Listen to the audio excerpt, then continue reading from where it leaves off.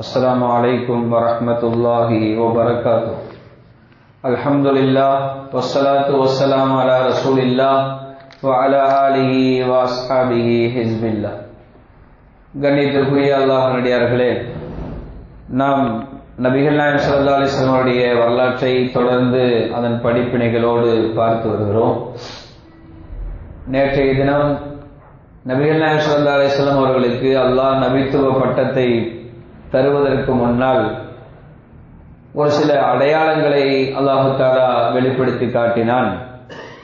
அந்த அடையாளங்களில் ஒன்று கற்களும் மரங்களும் நபிகள் நாயகம் ஸல்லல்லாஹு அலைஹி வஸல்லம் அவர்களுக்கு சலாம் சொன்னது என்பதாக நாம் பார்த்தோம். அது எதற்காக என்றால், அது அல்லாஹ்வுடைய ஆற்றலை வெளிப்படுத்துவதற்காக. அல்லாஹ் எப்படி ஒரு சாதாரண ஒரு நீர்த்துளியை அல்லாஹு தஆலா அதை கர்ப்பமாக குழந்தையாக கர்ப்பப்பையில் செலுத்தி பிறகு மாற்றுகிறானோ, அதுபோல அது அல்லாஹ்வுடைய அற்புதத்தை வெளிப்படுத்துகிற ஒரு விஷயமாகும் என்று நாம் பார்த்தோம். புகாரி ரஹ்மத்துல்லாஹி அலைஹி அவர்களும் முஸ்லிம் ரஹ்மத்துல்லாஹி அலைஹி அவர்களும் மற்றும் அவர்கள் அல்லாத பல ஹதீஸ்களை வல்லுநர்களும் பதிவு செய்திருக்கிற விஷயம். அப்துல்லாஹ் இப்னு மஸ்ஊத் ரலியல்லாஹு அன்ஹு அவர்கள் அறிவிக்கிறார்கள், நாயகம் ஸல்லல்லாஹு அலைஹி வஸல்லம் அவர்கள் வஹுவ ஸாதிகுல் மஸ்தூக் قال إني أحدكم يجمع خلقه في بطن أمه 40 يوما نطفة ثم يكون علقة مثل ذلك ثم يكون مضغة مثل ذلك ثم يبعث الله ملكا فيؤمر بأربع كلمات ويقال له اكتب عمله ورزقه وأجله وشقي أو سعيد ثم ينفخ فيه الروح. அப்துல்லாஹ் இப்னு மஸ்ஊத் ரலியல்லாஹு சொல்கிறார்கள், நாயகம் ஸல்லல்லாஹு அலைஹி வஸல்லம் அவர்கள் உண்மையாளர், உண்மையை மாத்திரம் சொல்பவர், உண்மைப்படுத்தப்பட்டவர். அப்படிப்பட்ட நாயகம் ஸல்லல்லாஹு அலைஹி வஸல்லம் சொல்கிறார்கள், அல்லாஹ் தஆலா தாயுடைய அந்த வயிற்றிலே படைப்பை அல்லாஹ் தஆலா ஒன்று சேர்த்துகிறான். 40 நாட்கள் அது விந்து துளியாக இருக்கிறது. 40 நாட்களில் அது ஒரு ஒட்டும் ஜவ்வாக மாறி வருகிறது. 40 நாட்களில் அது ஒரு சதை கட்டியாக மாறுகிறது. அதற்கு பின்னால் அதிலே எலும்புகள் எல்லாம் சேர்க்கப்பட்டு அல்லாஹு தஆலா ஒரு மலக்கை அனுப்புகிறான். அந்த மலக்குக்கு 4 விஷயங்கள் ஏவப்படுகிறது. அவர் இதிலே சொல்லப்படுகிறது, நீங்கள் அவனுடைய அமல் என்ன என்று நீங்கள் எழுதுங்கள், அவனுடைய பொருளாதாரம் என்ன என்று நீங்கள் எழுதுங்கள், அதே போல அவனுடைய தவணை எத்தனை நாள் என்பதை நீங்கள் எழுதுங்கள், அவன் நல்லவனா கெட்டவனா என்பதை நீங்கள் எழுதுங்கள். அதற்கு பிறகு அதிலே உயிர் ஊதப்படுகிறது. அந்த கர்ப்பத்திலே இருக்கிற அந்த சிசுவிலே உயிர் ஊதப்படுகிறது என்பதாக நபிகள் நாயகம் ஸல்லல்லாஹு அலைஹி வஸல்லம் சொன்னார். ஆக 40 நாட்கள் அது நீர்த்துளியாக, அதற்கு பின்னால் 40 நாட்களில் அது ஒட்டுகிற ஜவ்வாக, 40 நாட்களில் அது இரத்தக்கட்டியாக, சதை கட்டியாக, அதற்கு பின் எலும்புகள் எல்லாம் சேர்க்கப்பட்டு அதற்கு பிறகு மலக்கு அதிலே உயிரை ஊதுகிறார். அவருக்கு 4 காரியங்கள் ஏவப்படுகிறது.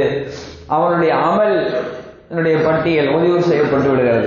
அவனுடைய பொருளாதாரம் முடிவு செய்யப்பட்டு விடுகிறது. அவன் என்ன சம்பாதிப்பான் என்பது அங்கேயே ஏட்டில் எழுதப்பட்டதுதான் நடக்கும். அவனுடைய பொருளாதாரம் முடிவு செய்யப்பட்டு விடுகிறது. அவனுடைய தவணை எத்தனை நாள் அவன் வாழ்வான் என்பது முடிவு செய்யப்பட்டு விடுகிறது. அவன் நல்லவனா கெட்டவனா என்பதும் அந்த கர்ப்பத்திலேயே முடிவு செய்யப்பட்டு விடுகிறது. அதற்கு பிறகு ரூஹ் ஊதப்படுகிறது என்பதாக நபிகள் நாயகம் ஸல்லல்லாஹு அலைஹி வஸல்லம் சொன்னார்கள். இது கர்ப்பம் சம்பந்தமாக. கர்ப்பம் அப்படி அல்லாஹ் உருவாக்குறானோ அதுபோல கல்லையும் பேச வைப்பான், மலையையும் பேச வைப்பான், மரத்தையும் பேச வைப்பான். எல்லாம் அல்லாஹ்வின் ஆற்றல் சம்பந்தப்பட்டது. அதுதான் நாயகம் ஸல்லல்லாஹு அலைஹி வஸல்லம் நபித்துவத்திற்கு முன்னால் தனக்கு கற்களும் மரங்களும் சலாம் சொல்வதை பெருமானார் ஸல்லல்லாஹு அலைஹி வஸல்லம் உணர்ந்தார்கள் என்று நாம் அறிந்து கொள்வோம். அடுத்து நபித்துவ அடையாளங்களில் முதல்ல நம்ம சொன்னது, நாயகம் ஸல்லல்லாஹு அலைஹி வஸல்லம் நல்ல கனவுகள் வெளிப்பட்டது. அது எந்த கனவை பார்க்கிறார்களோ அது கண்கூடாக நடப்பதை பெருமானார் ஸல்லல்லாஹு அலைஹி வஸல்லம் பார்க்கிறார்கள். அடுத்ததாக நாயகம் ஸல்லல்லாஹு அலைஹி வஸல்லம் நபித்துவத்திற்கு முன்னால் ஏற்பட்ட அடையாளங்களில் மரங்களும் மலைகளும் சலாம் சொன்னது. அடுத்த ஒரு அடையாளம் என்னவென்றால் நாயகம் ஸல்லல்லாஹு அலைஹி அவர்கள் ஒரு விதமான சப்தத்தை உணர்கிறார். அதே போல ஒரு ஒளியை பெருமானார் ஸல்லல்லாஹு அலைஹி அடிக்கடி காணுகிறார். இது நாயகம் ஸல்லல்லாஹு அலைஹி அவர்களுக்கு நபித்துவத்திற்கு முன்னால் நடந்த அந்த முன் வழிகாட்டலாக இருந்து கொண்டிருக்கிறது, நபித்துவ அடையாளமாக அது இருந்து கொண்டிருக்கிறது.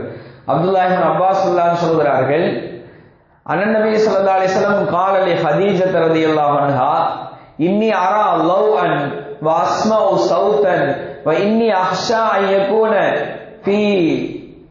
يكون بي جنون لم يكن الله ليفعل ذلك يا ابن عبد الله ثم أتت ورقة بن نوفل فذكرت ذلك له فقال إن يكن صادقا فإن هذا ناموس مثل ناموس موسى فإن بعث وأنا حي فسأعززه وأنشره وأؤمن به.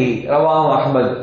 அஹ்மத் என்கிற ஹதீஸ் கிரந்தத்திலே பதிவு செய்யப்பட்டிருக்கிற இந்த ஹதீஸ் அப்துல்லாஹ் இப்னு அப்பாஸ் ரலியல்லாஹு அன்ஹு சொல்கிறார்கள், நாயகம் ஸல்லல்லாஹு அலைஹி அவர்கள் ஹதீஜா ரலியல்லாஹு அன்ஹா அவரிடத்திலே சொன்னார்கள், நான் ஒரு வெளிச்சத்தை அடிக்கடி பார்க்கிறேன், அதே போல ஒரு விதமான சப்தம் என் காதிலே விழுந்து கொண்டே இருக்கிறது என்று ஹதீஜா நாயகிடத்திலே பெருமானார் ஸல்லல்லாஹு அலைஹி சொல்கிறார்கள்.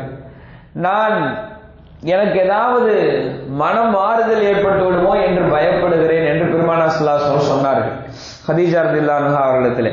அப்போ ஹதீஜா ரலியல்லாஹு அன்ஹா சொன்னார்கள், அப்துல்லா அவர்களின் மகனே முஹம்மது ஸல்லல்லாஹு அலைஹி அவர்களே, அப்படியெல்லாம் ஆகாது என்று சொல்லிவிட்டு வரக்கத் இப்னு நௌஃபல் என்று சொல்லப்படுகிற அவர் ஒரு பாதிரி, அவர் முன்வேதங்களை எல்லாம் கரைத்து குடித்து வைத்திருந்தார்.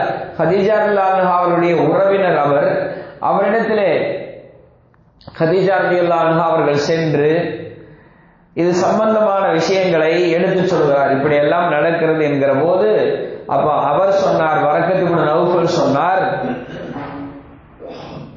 அவர் உண்மையாளராக இருந்தால், சொல்வது உண்மையாக இருந்தால் அவரிடத்திலே அந்த ஒளியாக தோன்றுகிறார் அல்லவா, அவர் மூசா அலைஹிஸ்ஸலாம் அவரிடத்திலே வந்த நாமூஸ் என்றால் ஜிப்ரீல் அலைஹிஸ்ஸலாம், ஜிப்ரீல் அலைஹிஸ்ஸலாம் அவர்கள் தான் வந்திருக்கிறார்கள், இவர் நபியாக அனுப்பப்படுவார், அப்படி நபியாக அனுப்பப்பட்ட சமயத்திலே நான் உயிரோடு இருந்தால் அவரை கண்ணியப்படுத்துவேன், அவருக்கு உதவி செய்வேன், அவரை நான் ஏற்றுக்கொள்வேன், ஈமான் கொள்வேன் என்று வரக்கத் இப்னு நௌஃபல் சொன்னார் என்பதாக இந்த செய்தியை பார்க்கிறோம். மரியாதைக்குரியவர்களே, இந்த செய்தி பெருமானார் ஸல்லல்லாஹு அலைஹி அவர்கள் ஜிப்ரீல் அலைஹிஸ்ஸலாம் அவர்களை நேரடியாக கண்ட பிறகு நடைபெற்றதாகவும் ஹதீஸில் வருகிறது. அல்லது 2 முறை சந்திப்பு ஏற்பட்டிருக்கலாம், அல்லது 2வது சந்திப்பை பற்றி குறிப்பதாகவும் இந்த ஹதீஸ் இருக்கலாம். இப்னு கஸீர் ரஹ்மத்துல்லாஹி அலைஹி சொல்கிறார்கள், நாமூஸ் என்றால் அது ஜிப்ரீல் அலைஹிஸ்ஸலாம் அவர்களை குறிக்கிறது.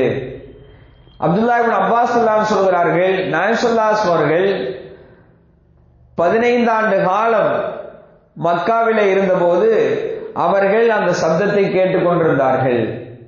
நபித்துவத்துக்கு முன்னாடியே அந்த சத்தம் ரசூலுல்லாஹி ஸல்லல்லாஹு அலைஹி வஸல்லம் கேட்டுக்கொண்டே இருந்தது. அதே போல 7 ஆண்டுகளாக ஒளியை கண்டு கொண்டே இருந்தார்கள். ஒரு ஒளியை அவர்கள் 7 ஆண்டுகளாக கண்டு கொண்டிருந்தார்கள். வேற எதையும் கண்கூடாக அவர்கள் பார்க்கவில்லை. நேரடியாக ஜிப்ரீல் அலைஹிஸ்ஸலாம் அவர்களை அந்த சமயத்தில் அவர்கள் பார்க்கவில்லை. அதற்கு பிறகு மதீனாவிலே 10 ஆண்டு காலம் பெருமானார் ஸல்லல்லாஹு அலைஹி வஸல்லம் வாழ்ந்தார்கள் என்று சொல்லிவிட்டு காதி இயாத் ரஹ்மத்துல்லாஹி சொல்கிறார்கள், நாயகம் ஸல்லல்லாஹு அலைஹி அவர்கள் அந்த மலக்குகளுடைய சப்தத்தை கேட்டார்கள், அதே போல மலக்குகளுடைய அந்த ஒளியையும் பார்த்தார்கள். இதுவெல்லாம் நாயகம் ஸல்லல்லாஹு அலைஹி அவர்கள் கண்கூடாக மலக்கை காணுவதற்கு முன்னால், ஜிப்ரீல் அலைஹிஸ்ஸலாம் அவர்களை காணுவதற்கு முன்னால் நடந்த அடையாளங்கள் என்பதாக சொல்கிறார்கள். அத்தீபி ரஹ்மத்துல்லாஹி சொல்கிறார்கள், அவர்கள் 7 ஆண்டுகள் ஒளியை பார்த்தார்கள் என்றால் நாயகம் ஸல்லல்லாஹு அலைஹி அவர்கள் நுபுவத்துடைய அடையாளங்களாக அந்த ஒளியை காணுவதெல்லாம் இருந்தது. 7 ஆண்டு காலம் அதை கண்டு கொண்டிருந்தார்கள் நாயகம் ஸல்லல்லாஹு அலைஹி அவர்கள்.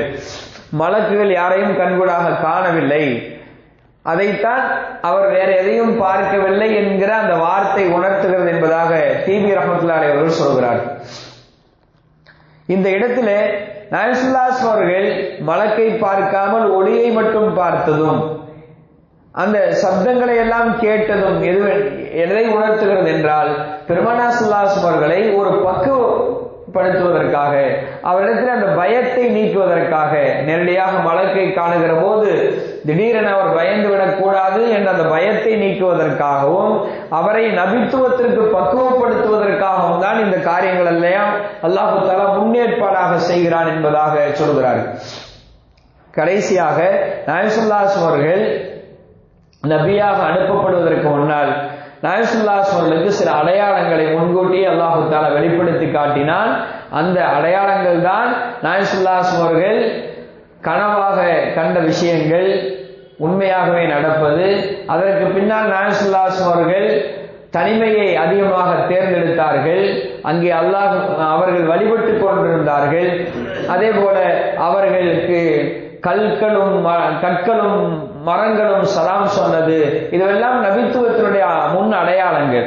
அதே போல நாயகம் ஸல்லல்லாஹு அலைஹி வஸல்லம் அவர்கள் ஒளியை, அதாவது சப்தத்தை கேட்டதும், ஒளியை அதாவது வெளிச்சத்தை பார்த்ததும் எல்லாம் நாயகம் ஸல்லல்லாஹு அலைஹி வஸல்லம் நபியாக அனுப்பப்படுவார்கள் என்பதற்கான முன் அடையாளங்களாக இவைகள் இருந்தது என்பதை நாம் உணர்ந்து கொள்ள வேண்டும். நாயகம் ஸல்லல்லாஹு அலைஹி வஸல்லம் அல்லாஹு தஆலா முன்கூட்டியே அதற்கான பக்குவத்தை தருவதற்காக இப்படிப்பட்ட அடையாளங்களை எல்லாம் வெளிப்படுத்தி காட்டினான் என்று விளங்கிக் கொள்ள வேண்டும். இன்ஷா அல்லாஹ் தொடர்ந்து நாம் வரலாற்றை பார்ப்போம். அல்லாஹு தஆலா பெருமானார் ஸல்லல்லாஹு அலைஹி வஸல்லம் வரலாற்றை கேட்பதன் மூலமாக அதிலிருந்து கிடைக்கிற படிப்பினைகளை பின்பற்றி நடக்கக்கூடிய நல்ல தௌஃபீக்கினை அல்லாஹு தஆலா அனைவருக்கும் தந்தல்வானாக. ஆமீன். வாஹிர் தாவானா அல்ஹம்துலில்லாஹி ரப்பில் ஆலமீன். வஸ்ஸலாமு அலைக்கும் வரஹ்மத்துல்லாஹி வபரகாத்துஹு. சுப்ஹானல்லாஹி வபிஹம்திஹி சுப்ஹானக்கல்லாஹும்ம வபிஹம்திக நஷ்ஹது அல்லா இலாஹா இல்லா அன்த வனஸ்தக்ஃபிருக வனதூபு இலைக். ஆமீன். சுப்ஹான ரப்பிக ரப்பில் இஸ்ஸத்தி அம்மா யசிஃபூன் வஸ்ஸலாமு அலல் முர்ஸலீன் அல்ஹம்துலில்லாஹி ரப்பில் ஆலமீன். ஸல்லல்லாஹு அலா முஹம்மது ஸல்லல்லாஹு அலைஹி வஸல்லம் ஸல்லல்லாஹு அலா முஹம்மது ஸல்லல்லாஹு அலைஹி வஸல்லம் ஸல்லல்லாஹு அலா முஹம்மது யா ரப்பி ஸல்லி அலைஹி வஸல்லம்.